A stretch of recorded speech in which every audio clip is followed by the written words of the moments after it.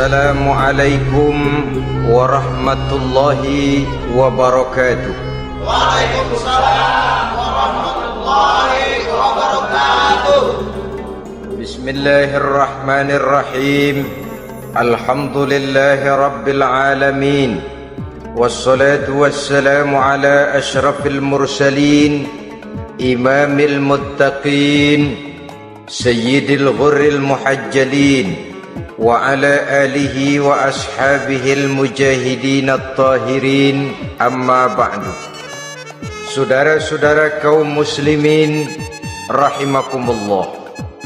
Satu hari ketika seorang ulama besar bernama Al-Imam Al-Faqih Abu Lais tengah berjalan-jalan di dekat kota Basrah, berkelumpulah sekelompok orang di dekat beliau. Mereka datang mengajukan satu pertanyaan. Imam, kami ingin bertanya. Di dalam Al-Quran itu Allah Subhanahu wa ta'ala menjelaskan, Ud'uni astajib lakum. Berdoalah kepadaku, aku akan jawab doamu. Mintalah kepadaku, aku kabulkan permintaanmu. Itu dan begitu janji Allah di dalam Al-Quran. Kami, kata orang-orang tadi, sudah lama berdoa kepada Allah, tapi kenapa sampai sekarang doa kami ini belum dikabulkan? Katanya, ud'uni astajib lakum. Kalau kamu berdoa, aku jawab, aku penuhi, aku kabulkan doamu. Itu janji Allah. Kami sudah lama berdoa pagi, sore, siang, malam. Nyatanya sampai sekarang doa kami belum dikabul-kabulkan. Ini bagaimana? Apa ayat Quran salah? Apa Tuhan lagi lempengan gak denger?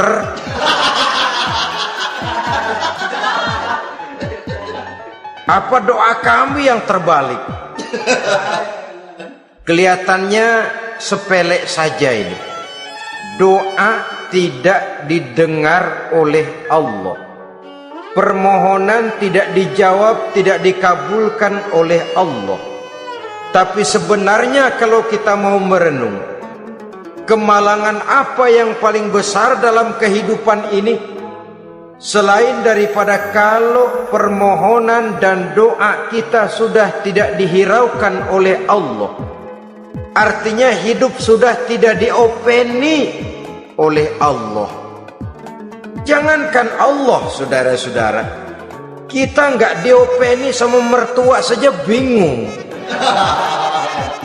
Ini mertua diem aja, kalau saya salah apa salahnya, kalau ada yang dikepengenin apa kepengenannya, boyak ngomong kenapa diem begitu. Ini tidak diopeni oleh Allah. Kemalangan apa yang lebih malang selain daripada kalau doa tidak didengar oleh Allah? Itu sudah kemalangan yang paling malang, lebih malang dari kota Malang saya kira.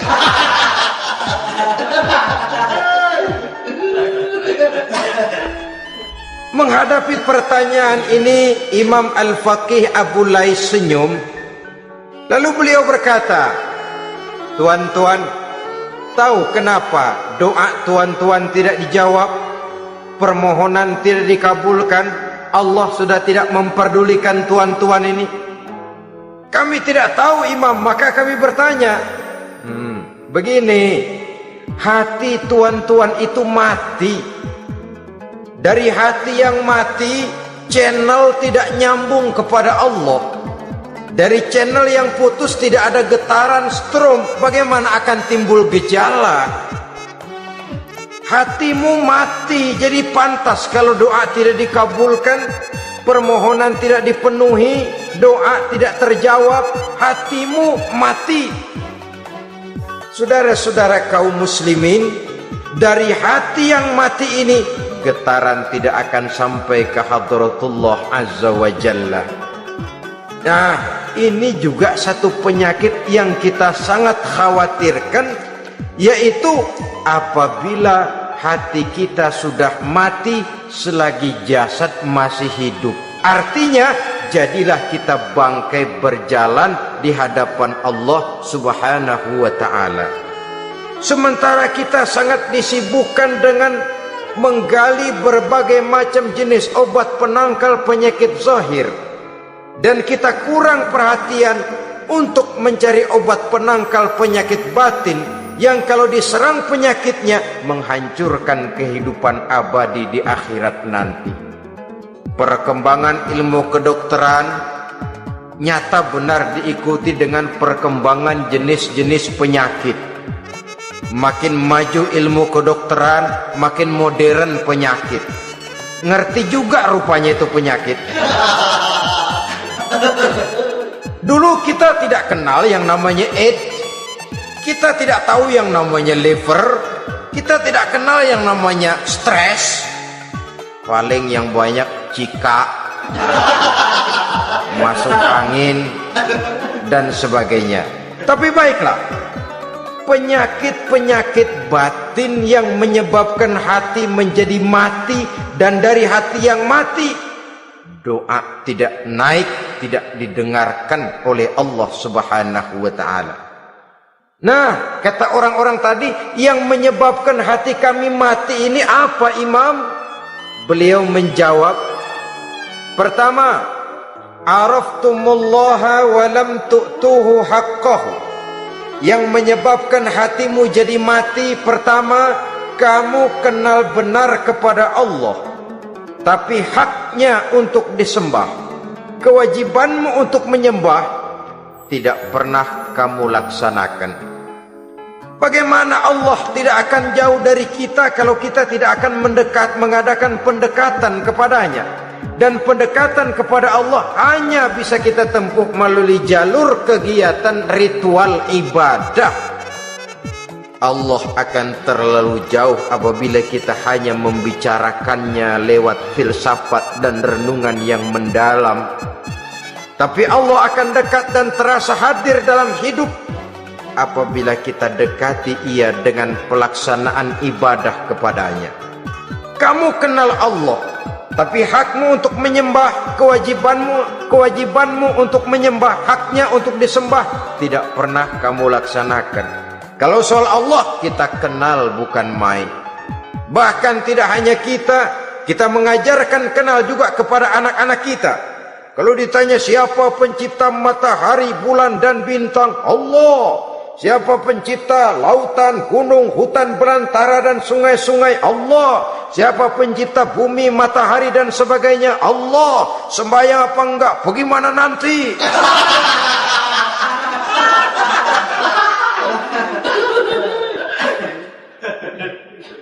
Tanpa pendekatan, Allah akan jauh.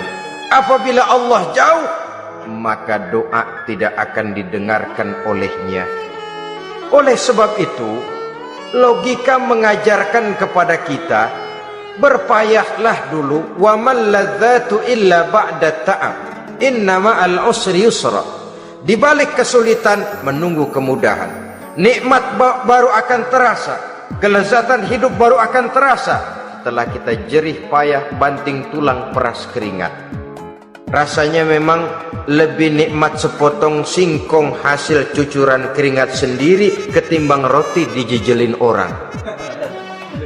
Ini berarti kita ingin mohon pertolongan kepada Allah, sementara dengan Allah sendiri kita jauh. Sama saja dalam kehidupan kita analoginya, saudara-saudara. Orang tidak kenal kepada saudara, tahu-tahu jauh dari saudara, tahu-tahu datang mau minjem duit. Apa kesan saudara? Enak aja, kenal enggak, dekat enggak, datang-datang mau minjem duit. Emang duit percetakan bapak lu?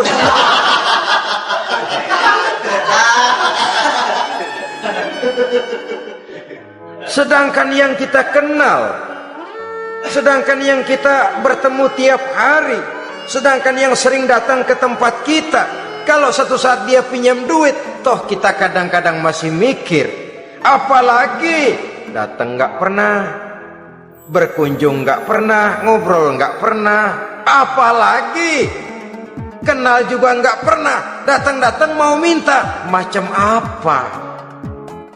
Datang nemuin Tuhan setahun 2 kali, Idul Fitri, doang Idul Adha. Doa cerewet banget, apa aja diminta. Saudara hadirin, bagaimana doa akan kabul, permohonan akan dijawab? Jikalau kita jauh dari Allah, kita kenal Allah, haknya untuk disembah, kewajibannya untuk menyembah, tidak pernah kita laksanakan. Itu yang menyebabkan hati kita lalu menjadi mati. Padahal mengenal Allah, setelah mengenalnya, mengadakan pendekatan kepadanya melalui ritual ibadah yang dicontohkan oleh Rasulullah Sallallahu Alaihi Wasallam. Ini hal pertama yang menyebabkan hati jadi mati. Kamu terlalu kenal Allah tapi tidak pernah menyembah kepadanya. Sama aja orang kerja kagak, habis bulan mau minta gaji. Karena kita jitak palanya. Macam apa? Kerja enggak, tahu-tahu datang mau minta gaji. Kerja dulu yang baik, habis bulan baru enggak diminta pun memang sudah ada jatahnya. Ibadah dulu kita kepada Allah. Soal Allah memberikan karunia kepada kita, itu hak Allah. Apabila kita dekat dengannya, ibadah yang kita laksanakan benar, karunia itu akan datang kepada kita. Saudara-saudara, yang kedua yang menyebabkan hati jadi mati, qara'tumul Quran walam ta'malu bih. Kamu baca Al-Quran tapi ajarannya tidak pernah kamu amalkan. Kamu baca Quran tapi isinya kamu injak-injak. Sehingga ada peringatan dari Rasul Sallallahu Alaihi Wasallam. Beliau bersabda, "Iza azzamat ummatid dunya wa fi riwayatin dinaron wa dirhaman nuzi'at minha haibatul Islam. Wa iza turikatil amru bil ma'rufi wan nahyu 'anil munkari hurimat 'alaihim barakatul wahyi. Wa iza tasabat ummati saqatat min 'ainillah." 3 peringatan keras tapi yang merupakan gejala penyakit kita umat Islam diperingatkan oleh Nabi kita. Pertama, iza azzamat ummatid dunya. Apabila umatku telah terlalu mengagung-agungkan dunia, apabila umatku telah jatuh menjadi umat yang materialistis, segalanya diukur dari sudut keduniaan saja, nuzi'at minha haibatul Islam, maka akan dicabutlah dari mereka kehebatan agama Islam. Hilang kehebatan Islam apabila kita jatuh menjadi umat pengagung dunia, penyembah materi. Nilai kita, keberadaan kita tidak dihargai orang lain. Orang memandang kita remeh saja. Orang Islam gak ada apa-apanya, bayar aja, bisa dibeli, bisa diatur, bisa dikerjain, garap saja.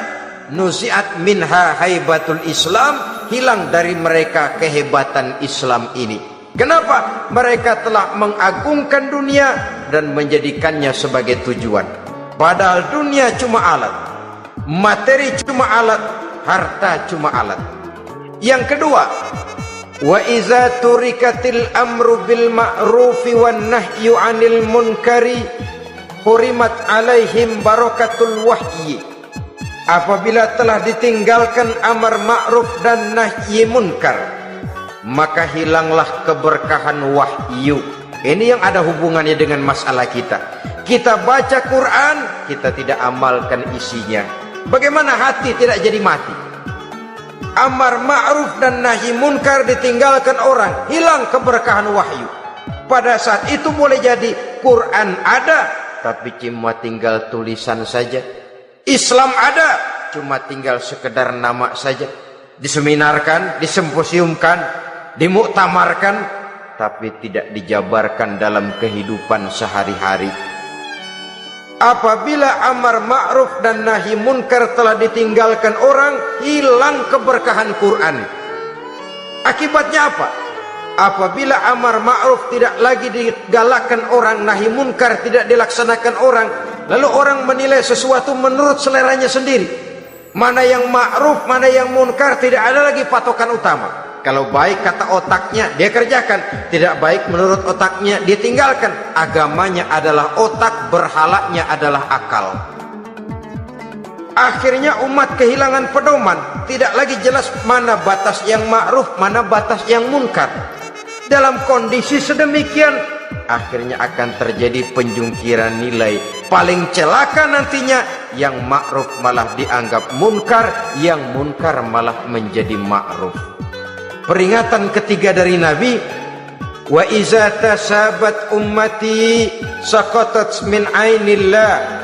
Apabila umatku sudah saling berbantahan, apabila umatku sudah saling caci memaki, saqatat min ainillah, jatuhlah mereka dalam pandangan Allah Subhanahu wa taala.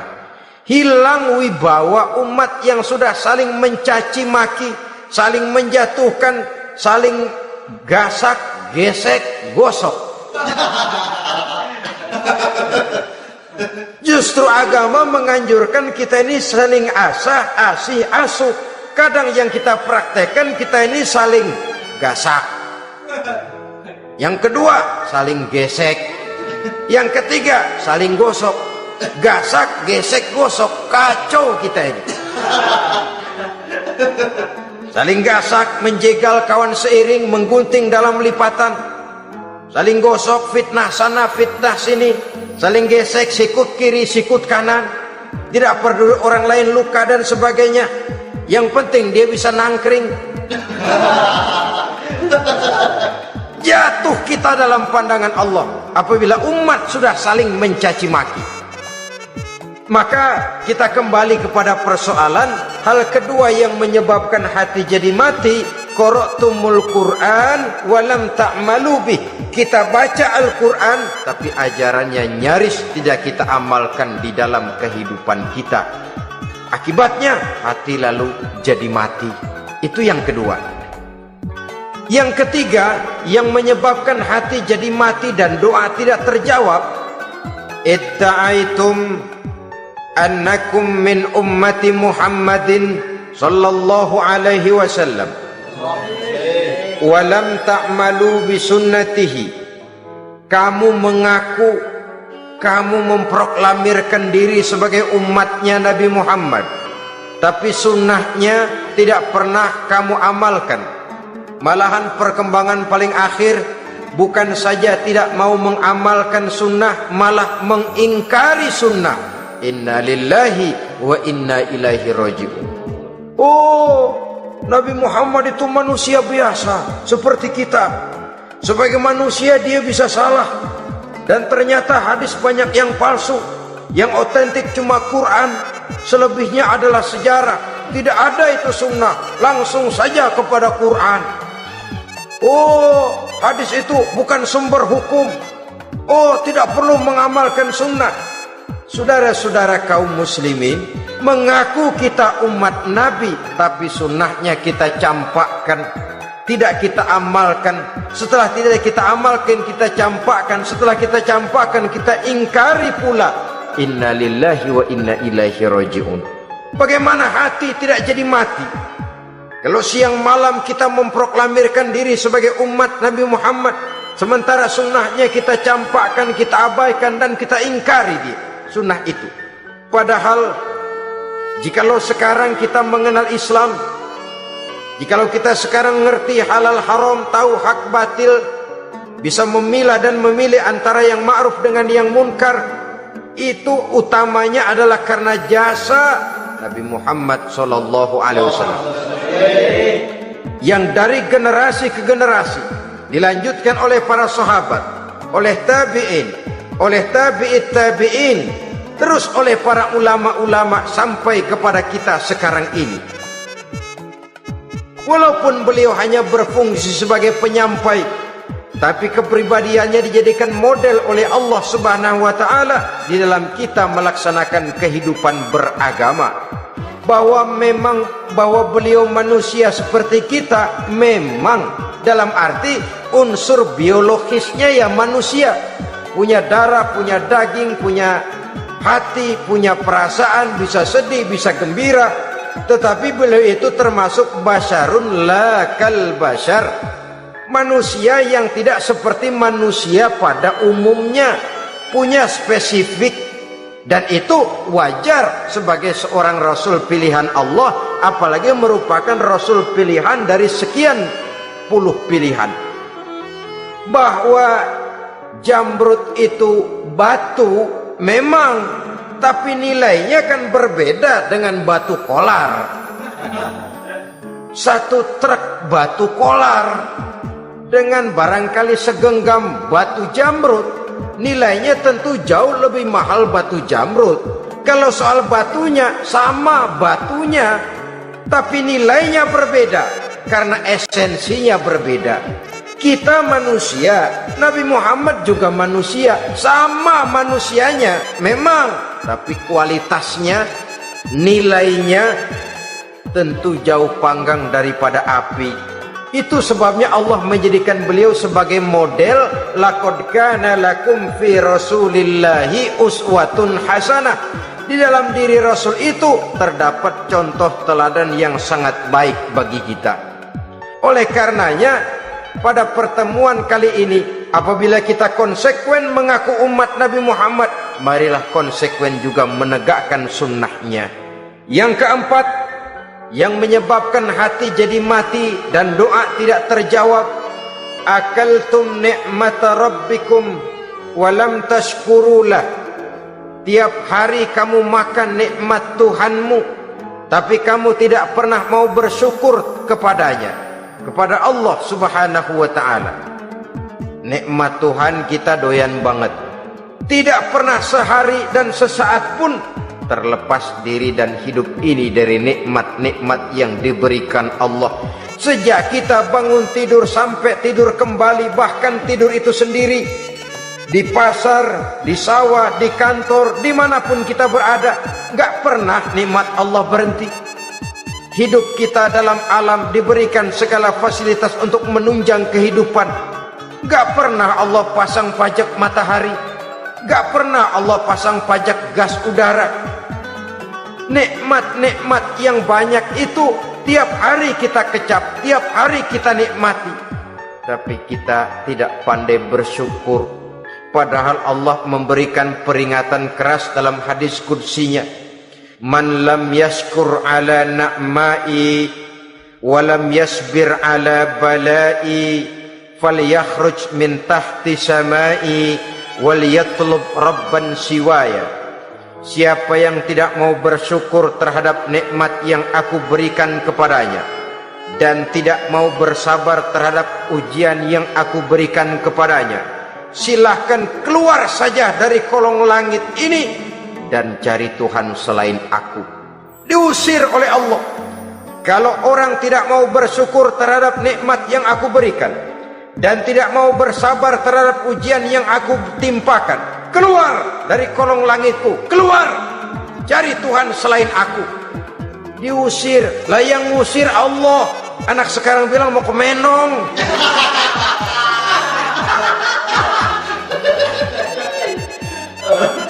Kalau diusir kita dari Jakarta, masih bisa pindah ke Bandung.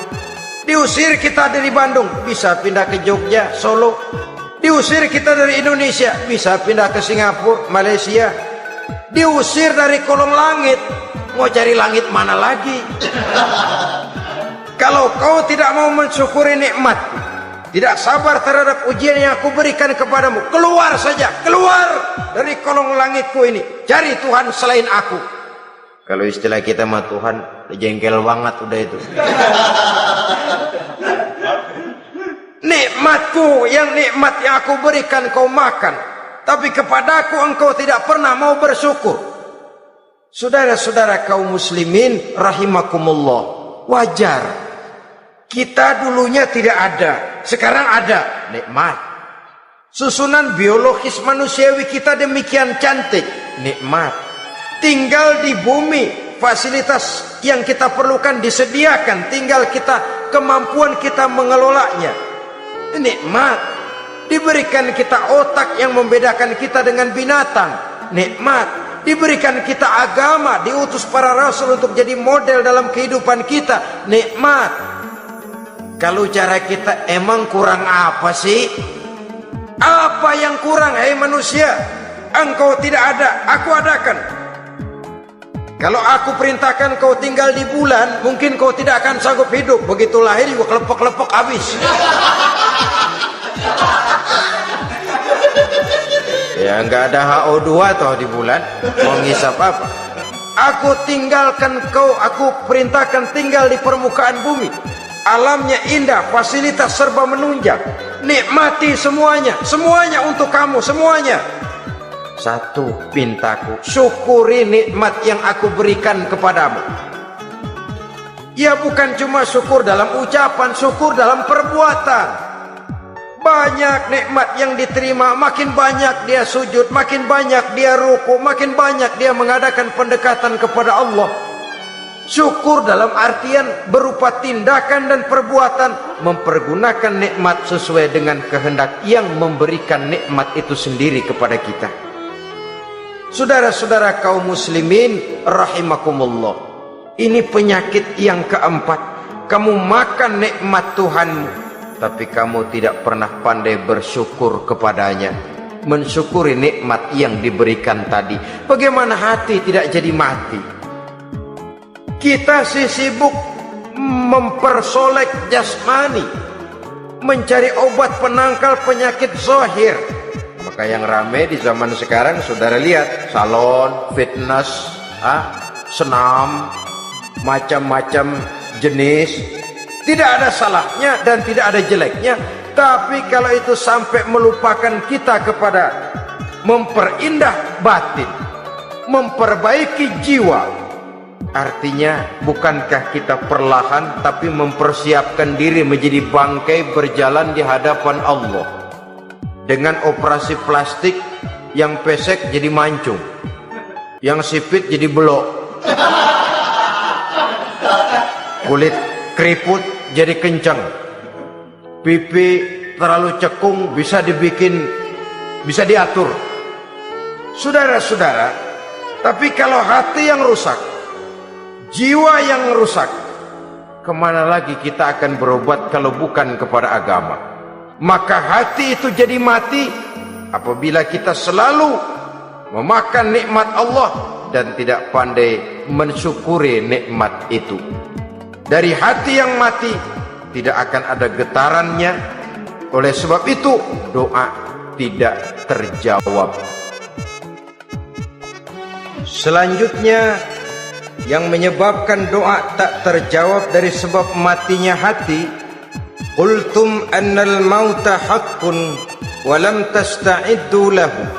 Kamu berkata, kamu yakin bahwa mati adalah sesuatu yang benar, tapi kamu tidak pernah punya persiapan untuk mati. Padahal menurut logika, orang yang akan bepergian jauh tentu dia harus mempunyai bekal yang cukup. Semakin jauh jarak perjalanan yang akan ditempuhnya, semakin banyak perbekalan yang harus dibawanya. Dahulu, seketika beberapa jamaah dari Yaman akan melaksanakan ibadah haji dengan nekat. Mereka berprinsip, pokoknya kan berangkat haji jadi tamunya Allah, nanti Allah yang akan ngelayanin. Mereka nekat, modal badan doang berangkat. Diadukan kepada baginda Rasul, lalu turun peringatan dari Allah, wa tazawwadu fa inna khairaz zadi taqwa. Jangan begitu, bawa bekal. Sesungguhnya bekal yang paling baik adalah takwa. Bawa berangkat dengan bekal takwa itu bekal yang paling utama. Tapi bekal-bekal yang lain pun jangan diabaikan. Kalau kita akan berangkat untuk tujuan yang baik, bekal yang paling utama memang takwa. Tapi tidak berarti harus mengabaikan bekal-bekal yang lain. Begitulah, semakin jauh perjalanan yang akan kita tempuh, semakin banyak bekal yang harus kita hadapi. Kalau saudara mau pergi ke Surabaya, tidak membawa bekal kemudian berani berangkat, rasanya sih saya pikir itu bukan berani, nekat namanya. Sama saja orang belum pernah sembahyang mati, nekat tuh orang, berani amat. Belum berbuat kebaikan barang sedikit pun sudah mati, nekat namanya itu. Sama saja tadi, nggak bawa bekal apa-apa berangkat ke Surabaya. Sampai Surabaya belum tentu, sengsara udah jelas. Belum punya bekal yang baik sudah mati. Sampai ke surga belum tentu, tapi kebelangsak dan sengsara rasa-rasanya pasti itu. Oleh karena itu, kalau kita yakin mati sesuatu yang benar, sesuatu yang pasti datang menimpa, maka hendaklah kita mempersiapkan bekal. Kemudian, idda'aitumun najata minan nar wa ramaitum fiha anfusakum. Kamu memproklamirkan diri ingin selamat dari neraka, tapi kamu lemparkan dirimu ke dalam neraka. Bagaimanapun bajingannya bajingan, kalau ditanya, ente mau masuk neraka enggak? Jawabannya pasti enggak.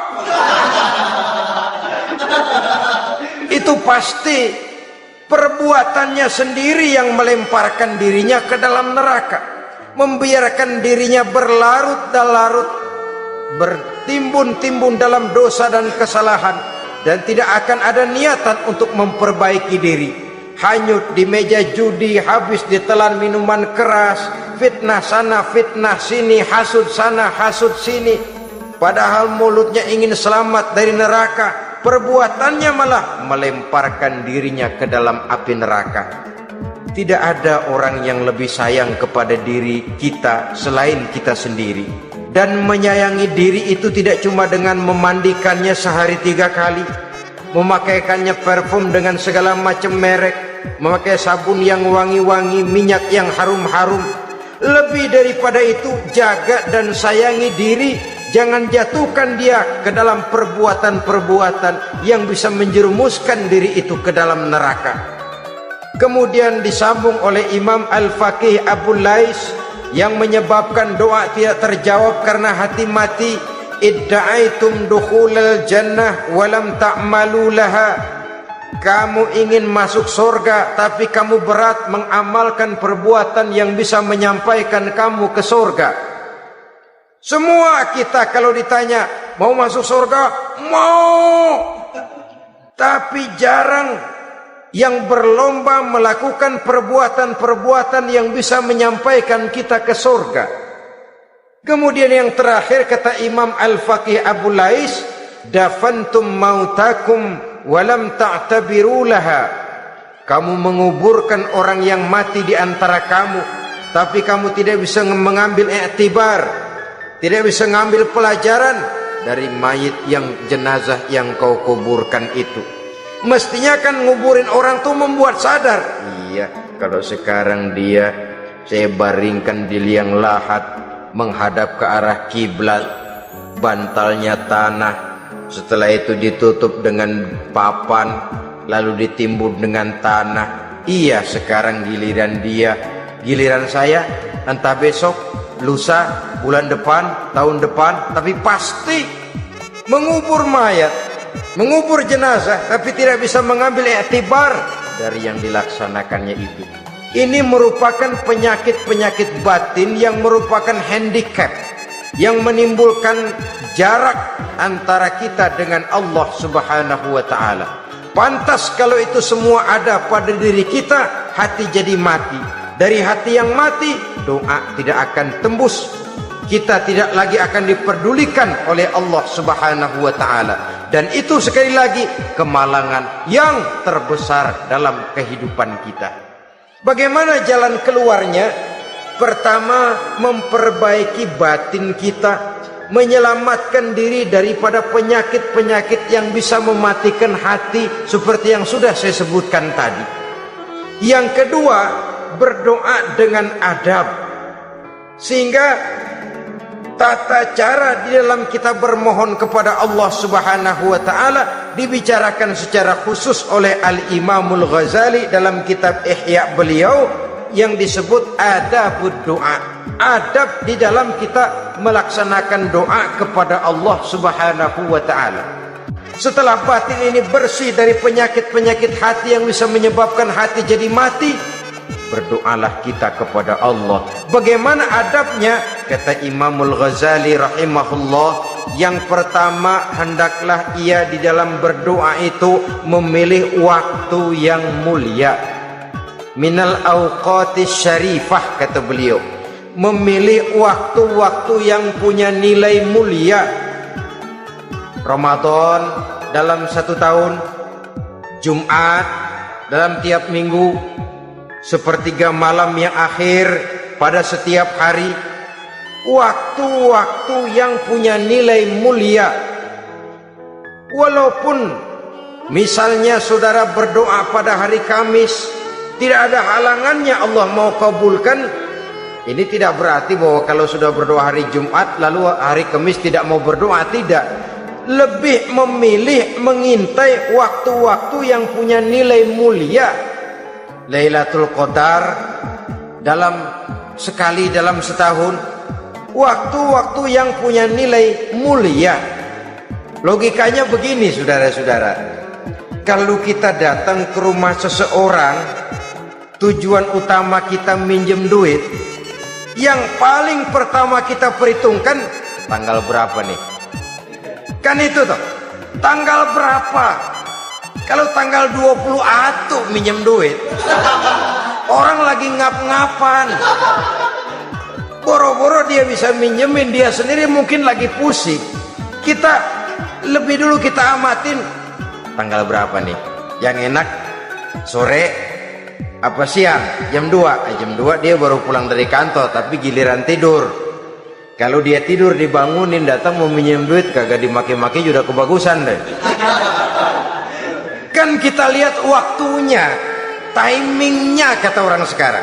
Tanggal berapa, sore apa malam, apalagi gulem apa terang bulan. Itu semua sudah kita atur sedemikian rupa, memilih waktu. Yang kedua kata Imamul Ghazali, keadaan, memilih keadaan yang istimewa. Kalau tadi soal waktu, yang kedua soal keadaan.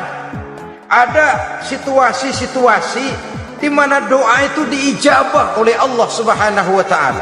Di antaranya kata Imam Abi Hurairah, "Inda zahfi sufuf fi sabilillah."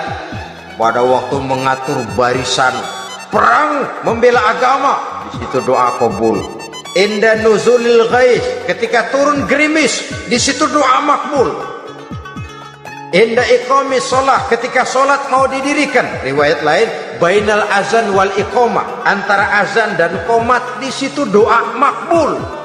Itu memilih keadaan-keadaan. Kemudian yang ketiga kata beliau, berdoa menghadap kiblat. Ya, apa kalau doa madhab mudik Tuhan kagak tahu? Tahu. Tuhan gak dengar? Dengar, cuma lebih etis. Lebih etis kalau kita berdoa menghadap ke arah kiblat. Saudara-saudara kaum muslimin rahimakumullah. Yang keempat, hifdzus shaut, menyederhanakan suara. Tidak terlalu keras, juga tidak terdengar orang lain, apalagi kalau doa kita diaminkan oleh orang lain. Tidak usah terlalu keras. Kenapa? Karena Allah yang kita meminta kepadanya bukan zat yang tuli, bukan zat yang buta, bukan zat yang tidak dengar, bahkan dia maha dengar. Juga tidak terlalu seperti orang berbisik-bisik, apalagi kalau doanya doa bersama-sama. Tapi kadang-kadang terdorong oleh husnuzon dari para makmum saja. Tidak peduli apa yang dibaca oleh imam, yang kedengaran cuma amin aja keringan. Amin amin amin amin amin amin.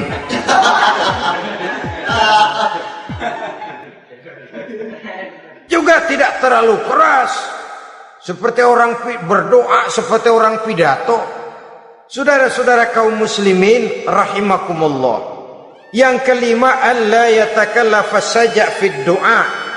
Dalam berdoa, kalau istilah kita, jangan nyelongcong. Suja' ini menunjukkan sikap berani kepada Allah. Misalnya ada orang berdoa, ya Allah ampunilah saya kalau engkau mau. Kalau Allah mau. Kasihanilah saya ya Allah kalau engkau mau. Itu doa orang songong. Atau sama saja, ya Allah berilah saya rezeki dikit aja. Emang kenapa pakai begitu? Allah yatakallafa saja fid du'a. Yang keenam kata Imamul Ghazali, at-tadarru' wal khusyu'. Dengan tadarru' dan khusyuk, dengan sikap tawadhu, benar-benar ya seperti kita lah kalau datang memang menghajatkan pertolongan dari seseorang, segala action kita atur supaya hajat kita itu kabul, kan begitu. Kadang-kadang istilah orang kalau perlu ngesor mah ngesor dah, yang penting permintaan dikabulkan, gitu saja.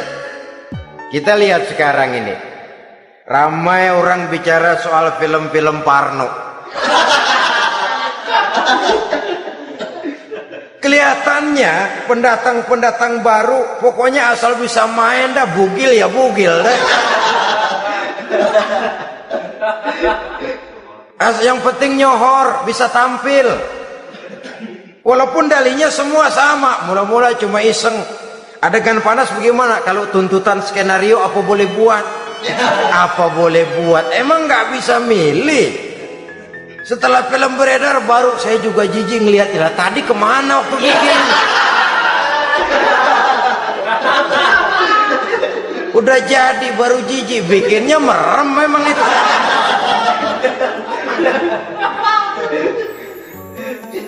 Tapi ada satu analogi, asal bisa main, asal bisa tampil di layar, apa saja jadi taruhan sudah. Bugil ya bugil dah, nggak soal dah, pokoknya bisa main, tampil, nyohor, masuk koran.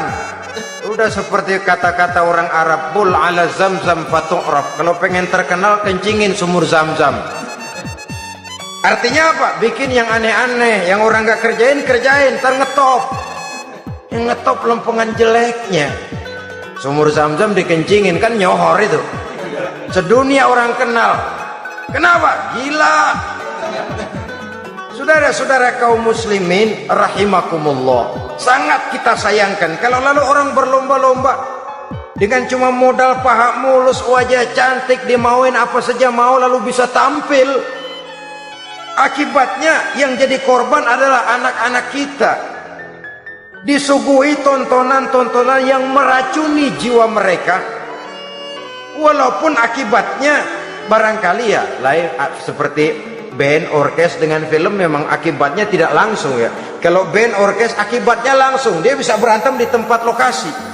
Film orang nonton tahu dia di tempat itu, bukan di tempat itu dia praktek, pulang jadi pikiran dia, tadi serem ya, ntar kalau udah kesempatan kita praktek. Ntar ngancemnya itu yang gak enak. Tapi yang saya analogkan dengan persoalan kita, tingkah pola artis apapun dilakukan asal bisa main. Nah itu tuh, asal dapat kesempatan acting, dalihnya ya tuntutan skenario lah, iseng lah, macem-macem lah. Tapi yang jelas satu target, saya harus dapat kesempatan main. Untuk sampai ke situ, cara apa saja harus saya tempuh. Tidak peduli harus menginjak-injak norma dan budaya bangsa yang luhur. Tidak peduli harus bertentangan dengan kaidah agama. Tidak peduli hasilnya meracuni umat masyarakat, terutama generasi muda. Yang penting kan ngetop. Saudara-saudara, baiklah ya, itu soal lain. Tapi soal kita ialah at-tadarru wal khusyu'. Bermohon kepada Allah dengan tadarru', khusyuk dan tawadhu. Seperti kalau kita mau bermohon kepada seseorang, kita merendahkan diri. Pak, saya memang orang gak mampu Pak. Utang saya udah selebar kampung, Pak. Anak udah 16 seperempat. Apa saja kita meratap, menghibah, mengeluh, merintih, ujungnya kan yang penting gue minjem duit dapet dah gitu. Apa kayak diomongin, pokoknya pulang bawa duit, itu saja. Itu strategi manusiawi. Kalau ini kita adakan konteks, oh iya, kepada Allah lebih lagi kita tadarruk, khusyuk, tawadhu. Doa dengan tawadhu, sebab kita akan bermohon kepada yang serba maha. Menghadap ke arah kiblat, duduk bertafakur dengan khusyuk, tawadhu. Jangan doa sembari tolak pinggang.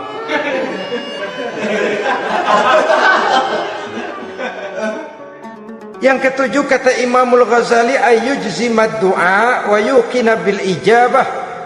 Hendaknya dia menjazamkan doanya itu dan yakin bahwa doanya akan dikabulkan oleh Allah.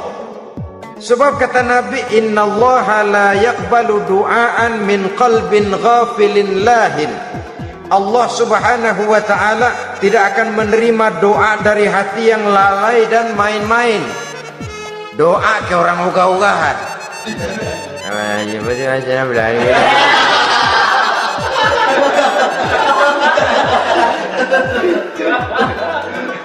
Kali malaikat nyongok dong, lu minta apa lu?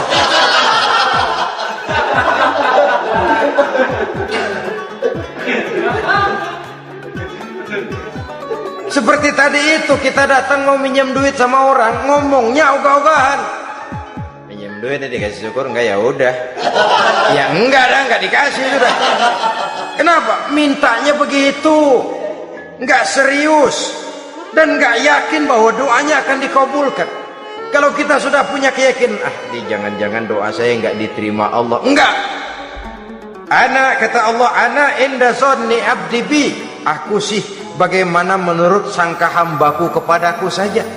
Kalau sangkanya baik, aku baik. Kalau sangkanya doanya dikabulkan, aku kabulkan.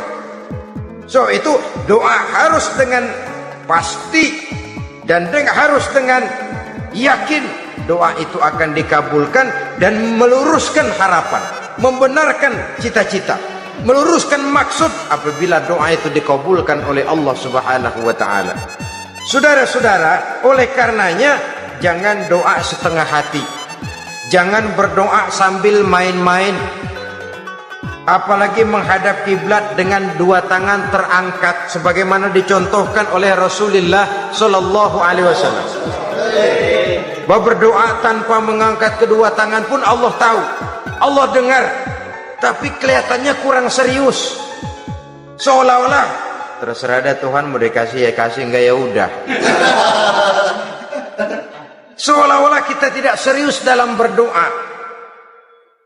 Kemudian yang berikutnya kata Imamul Ghazali, ayyaftatahad du'a bi zikrillah fala yabda'u bisu'al.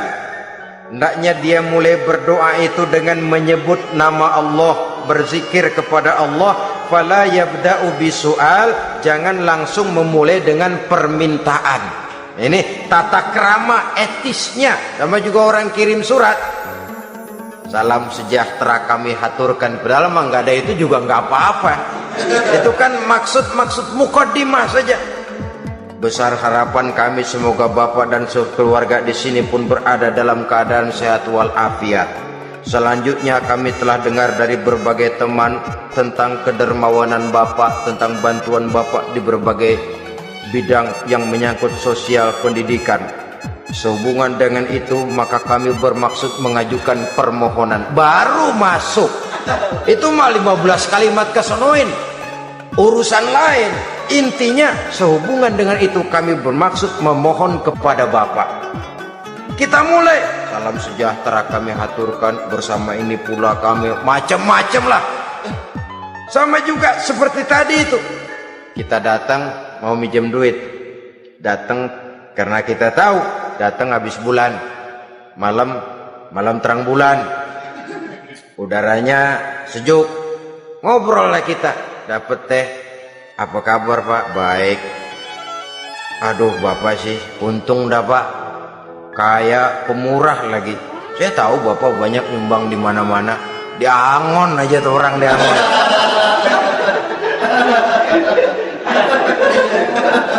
Kira-kira udah mau telap aja baru dikedet.